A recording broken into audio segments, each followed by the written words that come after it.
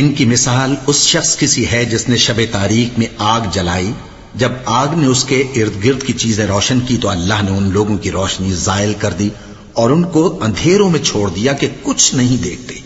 یہ بہرے ہیں، گونگے ہیں، اندھے ہیں کہ کسی طرح سیدھے رستے کی طرف لوٹ ہی نہیں سکتے۔ یا ان کی مثال میں کسی ہے کہ آسمان سے برس رہا ہو اور اس میں اندھیرے پر اندھیرا چھا رہا ہو اور بادل گرج رہا ہو اور بجلی کوند رہی ہو تو یہ کڑک سے ڈر کر موت کے خوف سے کانوں میں انگلیاں دے لے، اور اللہ کافروں کو ہر طرف سے گھیرے ہوئے ہے۔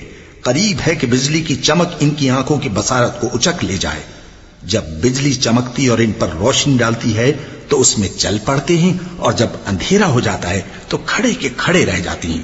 اور اگر اللہ چاہتا تو ان کے کانوں کی سنوائی اور آنکھوں کی بینائی دونوں کو زائل کر دیتا۔